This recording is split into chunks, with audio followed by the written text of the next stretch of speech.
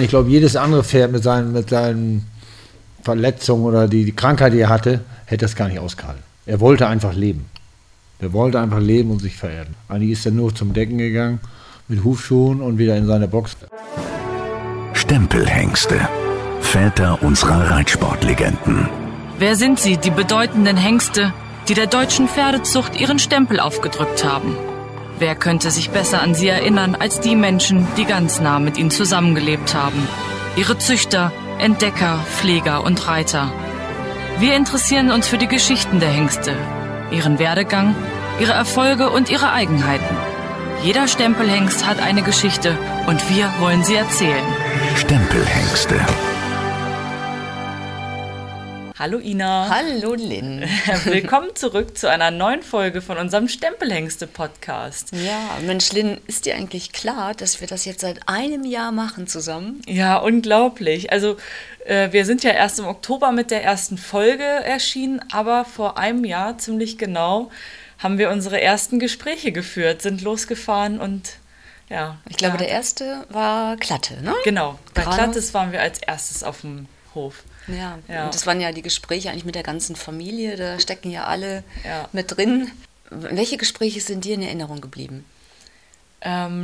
Tatsächlich ist mir Guido Klatte in Erinnerung geblieben, irgendwie seine Art und die Art, wie er über die Pferde gesprochen hat, fand ich irgendwie faszinierend, ist bei mir total hängen geblieben. Und Matthias Rath tatsächlich ist mir auch wahnsinnig gut in Erinnerung geblieben, der über Totilas so viel Gutes auch gesagt hat und aber auch so ehrlich dabei gewesen ist. Ja, das fand ich auch bei Paul Schockemöhle tatsächlich so. Also zuerst konnten wir merken, so Mensch, der wusste nicht so recht, was wollen die jetzt von mir? Und er ist natürlich auch ein sehr vorsichtiger, ein sehr erfahrener Mensch, auch im Umgang mit Medien. Und dann aber nach und nach wurde das Gespräch immer offener und immer, teils selbstkritischer, aber auch ganz, spannend einfach. Ne? Einfach mit einem Menschen zu sprechen, dessen Leben rund um Pferde zu tun hat. Die Zeit reicht ja gar nicht aufzuzählen, seine Erfolge und seine Erfahrungen. Und ich finde es immer unglaublich, dann, wenn man mit diesen echten Pferdemenschen redet, auf was die achten, was für die wichtig ist, vielleicht auch nicht wichtig ist. Ja. Also das waren so bewegende Momente. Und Eva Bitter war auch toll, oder? Ja, das stimmt. Da kann ich mich auch noch gut dran erinnern. Ja, eine der wenigen Frauen tatsächlich, die wir hatten. Also, Karin Rehbein. Ja, aber auf die gesamte Breite betrachtet haben wir tatsächlich mehr mit Männern gesprochen. Ja, aber Theresa von Schulzendorf, ehemals Wahler, das war natürlich auch toll. Das stimmt. Mit der kleinen, süßen Tochter da. Ja, nee, das war auch, stimmt. Ja, waren tolle Gespräche. Aber auch heute haben wir wieder ein tolles Gespräch. Genau. Mit einem alten Bekannten. Du hattest dich wieder mal mit Gilbert Böckmann gesprochen und mit ihm eigentlich über den wichtigsten Hengst der Station Böckmann gesprochen. Ja, also sie hatten ja viele wichtige, auch Linienbegründer dort. Ich meine, der letzte, den wir von Böckmanns ja hier hatten, war Quadro B, beidseitig vererbt. Aber heute sprechen wir über einen Springvererber, und zwar einer, der geboren ist 1982. Also wir gehen wieder weit zurück in eine Zeit, in der Hengste nicht unbedingt im Sport gezeigt wurden, aber tatsächlich ja die heutige Reitpferdezucht, Sportzucht beeinflusst haben. Ja. Und zwar geht es um Landadel. Genau, den Holsteiner, braun, ohne Abzeichen und Ja, er hatte ja auch, keinerlei Sporterfahrung, aber wenn man mal guckt, ich glaube, können wir vorwegnehmen, er ist nur 13 Jahre alt geworden. Ja, und in dieser Zeit wirklich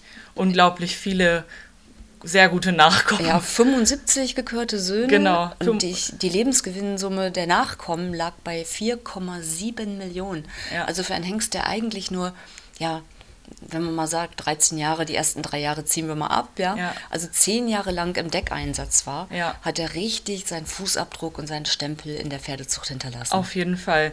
Ja, hören wir doch gleich mal rein. Moin, Gilbert. Moin. Vielen Dank für deine Zeit.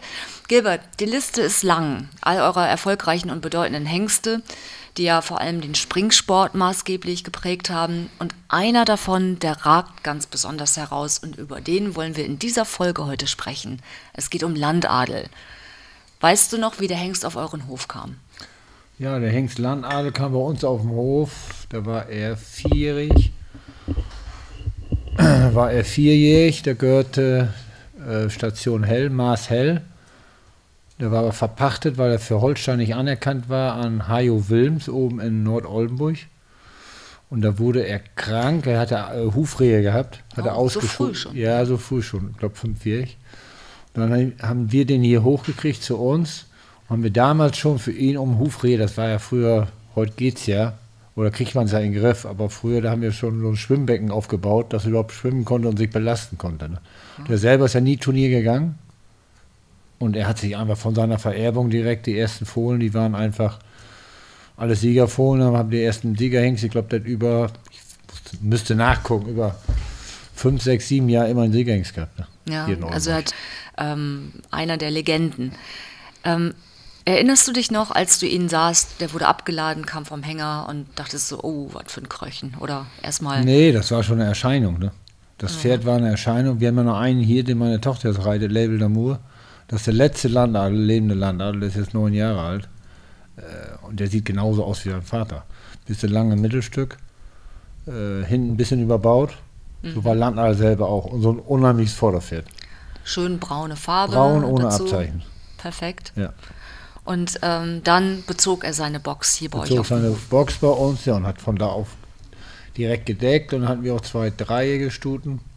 Weiß ich noch, haben wir Hengstaufführung in Fechter damals gemacht, glaube ich, erste Mal. Oder nicht hier bei uns zu Hause, ich weiß gar nicht mehr. Dann haben wir 2 dreijährige Stuten Freispringer zusammen in der Bahn. Ja. Das hat es auch noch nie gegeben, es hat einfach funktioniert. Die eine hat es festgehalten, die andere sprang dann, die andere festgehalten, sprang die. Das war schon phänomenal. Und die sind dann auch beide Bundeschampionat gegangen.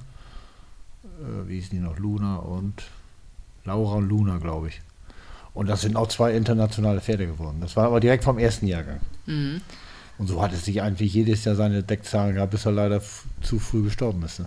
Wie alt ist er geworden? Ich meine 14. 14, okay. Aber erst nochmal zu seinen Lebzeiten. Er stand dann bei euch in der Box und hatte ja irgendwelche Eigenschaften. Also so, dass man dachte, jetzt kloppt er mal gegen die Tür. Nein, ich glaube, jedes andere Pferd mit seinen Verletzungen oder die Krankheit, die er hatte, hätte das gar nicht ausgehalten. Er wollte einfach leben. Er wollte einfach leben und sich vererden. Er hätte ja sonst nie ein bisschen Schritt gegangen, wenn er so weit wir es durften oder er es das zuließ. Eigentlich ist er nur zum Decken gegangen mit Hufschuhen und wieder in seine Box rein. Dann haben wir nachher dieses Wasserbad gehabt, wo er schwimmen konnte. Das hat ihm, glaube ich, auch noch geholfen. 1, 2 Jahre. Also das war einfach, der wollte einfach leben. Ein Kämpfer. Und ein Kämpfer. Und das hat er auch weitergegeben in der Zucht. Hatte er eine Bezugsperson bei euch im Stall? Ich glaube, er war früher da. Michaela war früher da. Wiebke war da, immer einer von Mädchen, die da waren. Aber der war einfach so, einfach der König. Der wusste, dass er gut ist. Mhm. Und das spürte man gleich als ein Star im Stall. 100%. Und das hat er auch nachgegeben an seinen Nachkommen.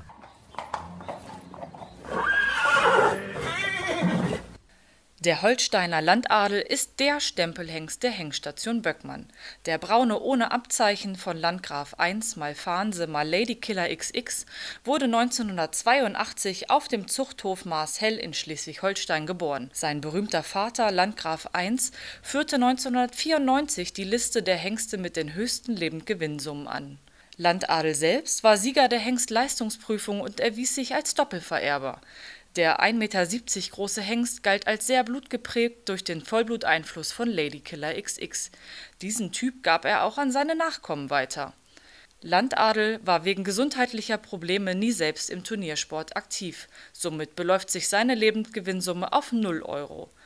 Die Nachkommen von Landadel erzielten eine Lebendgewinnsumme von rund 4,7 Millionen Euro. Zu seinen Nachkommen zählen 75 gekörte Söhne und 653 eingetragene Zuchtstuten, davon 57 mit Staatsprämie.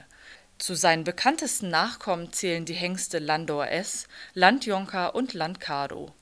1995 starb Landadel im Alter von nur 13 Jahren.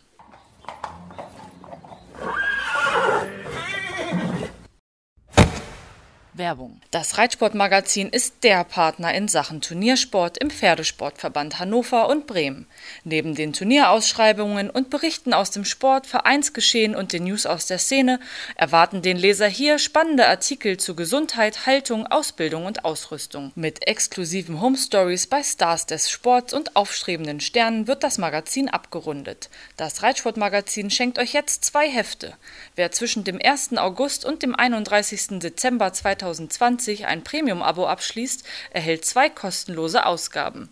Mehr Informationen zur Aktion findet ihr auf der Homepage www.reitsport-magazin.net und in unseren Shownotes. Also früher, die Hengste gingen ja gar nicht im Sport, sondern waren Legenden, standen im Stall, waren toll anzusehen und haben eben durch ihre Vererbung sich behauptet und rumgesprochen auch. Heute müssen Hengste ja Sportprüfungen gehen und performen, um überhaupt dann ihre Zulassung auch zu kriegen. Was war die bessere Zeit? Gut, früher, die haben keine Sportprüfung gemacht, die mussten ihren 100-Tage-Test machen. Das war für welche Hengste vielleicht noch schlimmer. 100-Tage-Test war das. Das war in Allertsdorf oder bei Wahler in Meding.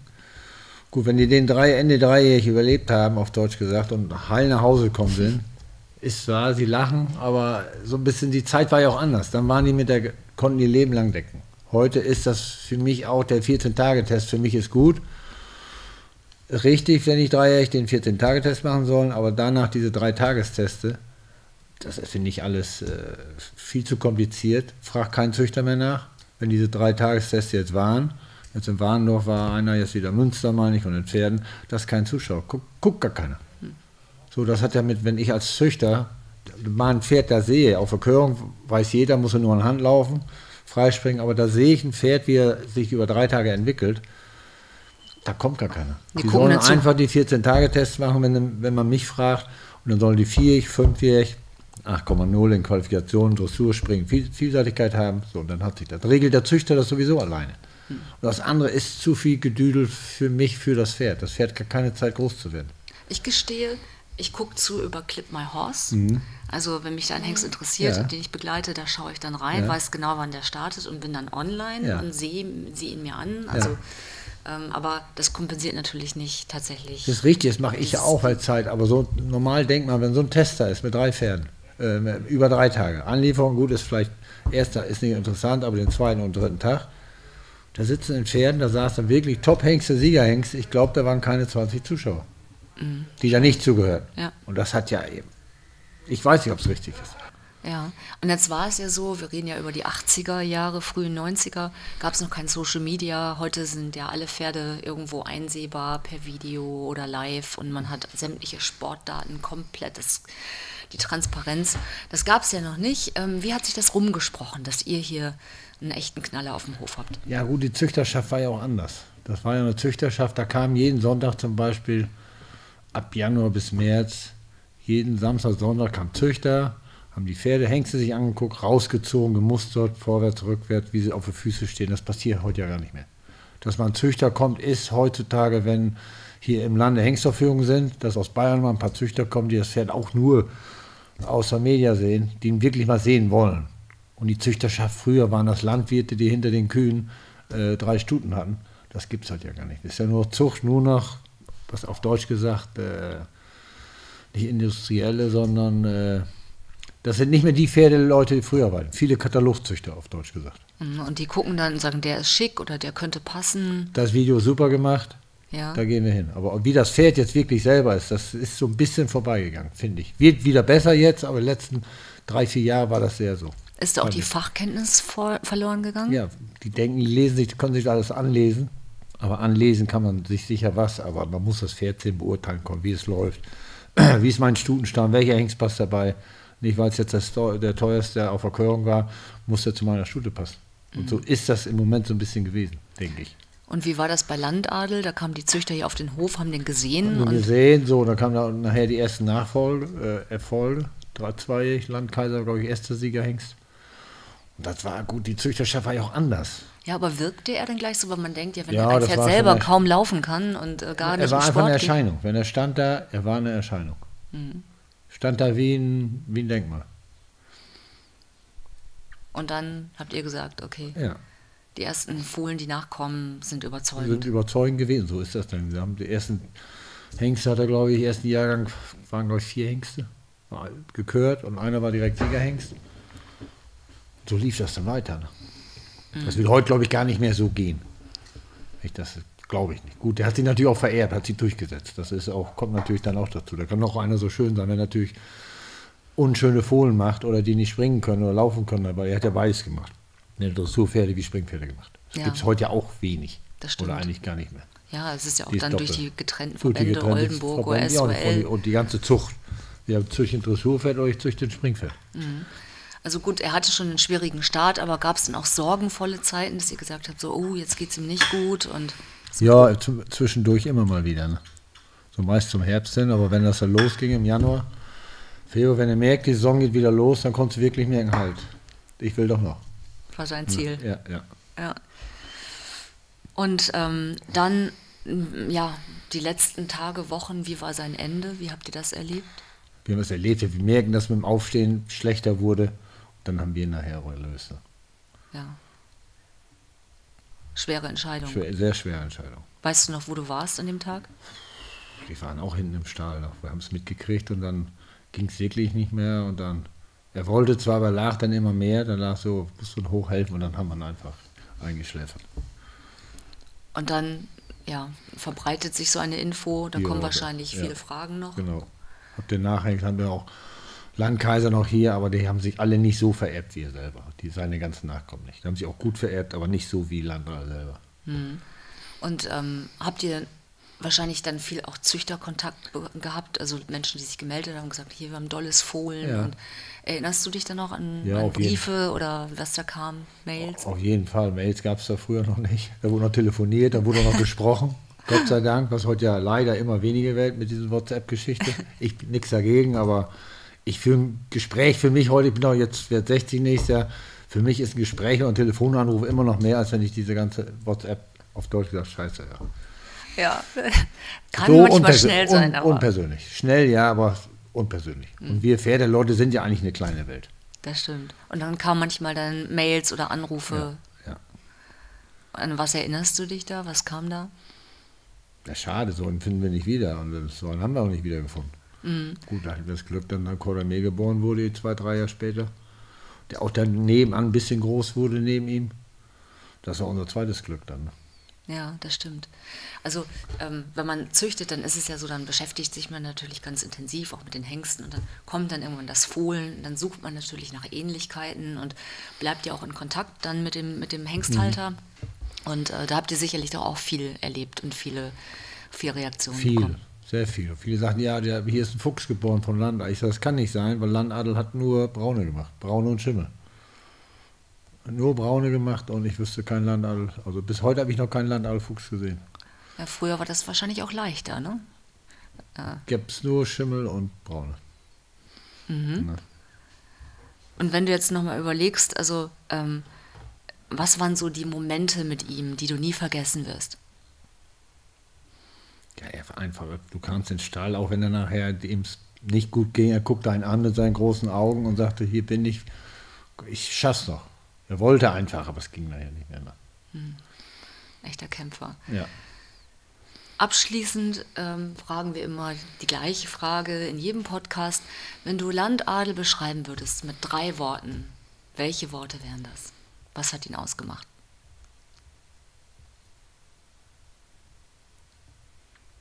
Selbstbewusst.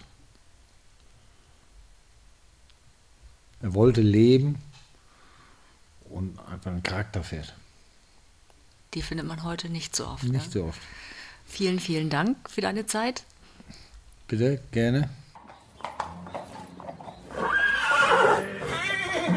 Ja, das ist die Geschichte zu Landadel. Ja, kurz, aber ich sag mal intensiv, ne? Ja, auf jeden Fall. Total beeindruckend fand ich, wie die es so lange geschafft haben, ihn mit dieser Rehe fit zu halten. Also so fit zu halten, dass man ihn im Deckeinsatz wenigstens nutzen konnte. Ja, und das auch dann hoffentlich ohne Schmerzen oder relativ, ne? Also Ja. mit eigenem Schwimmbecken. Ja. In der Zeit, also wir reden ja über die 80er, 90er Jahre, Da, glaube ich, haben so klassische Pferdezüchter dann nicht so viel zu tun gehabt mit Physiotherapie. Nee, ich glaube auch, dass das da noch nicht so ganz verbreitet gewesen ist, diese wohltuende Arbeit im Wasser, also dass das diesen Pferden irgendwie weiterhelfen kann. Echt fortschrittlich, ne? Ja, kann Klasse. man schon sagen. Hut ab. Ja, werfen wir mal einen kleinen Blick in die nächste Folge, die wir in 2 Wochen mit euch teilen.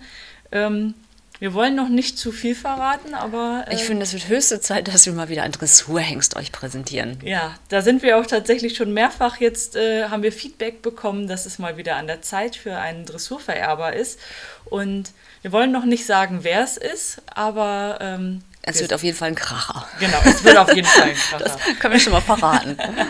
Ganz genau. Ja, es ist auf jeden Fall auch ein Hengst, der mehrfach schon angefragt wurde. Und wenn ihr auch irgendwie noch Vorschläge habt oder so oder generelles Feedback zur Folge oder zu den Folgen, die ihr bisher gehört habt, schickt uns gerne Nachrichten, Kommentare bei Facebook, Instagram.